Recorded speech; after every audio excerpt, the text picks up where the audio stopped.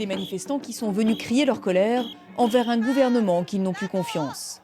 Avec la catastrophe de la centrale nucléaire de Fukushima, ces écologistes japonais ont vu se réaliser leur pire crainte, celle d'un Japon potentiellement radioactif. Le Japon est un pays de séismes et nous avons connu Hiroshima et Nagasaki. Alors ici, nous étions contre la construction de centrales nucléaires, mais le gouvernement nous a forcé la main et finalement, c'est nous qui en payons le prix. C'est impardonnable. Plus personne ne pourra habiter autour de la centrale. Cette affaire va faire de nombreuses victimes. Il faut prendre des mesures, mais le gouvernement ne fait rien. Les retombées de la catastrophe qui se font déjà sentir au-delà du périmètre de la centrale.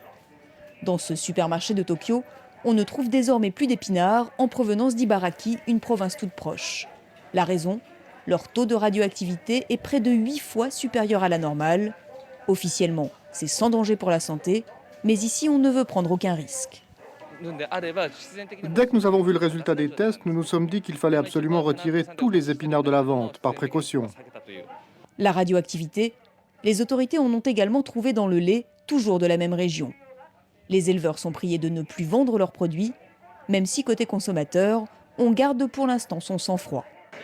D'après les rapports, ça reste mangeable, donc je ne m'inquiète pas. C'est un problème, mais ce n'est probablement pas apparu d'un coup. C'est une accumulation, on ne peut rien y faire. C'est à nous d'être vigilants sur la provenance de ce que nous achetons, c'est tout.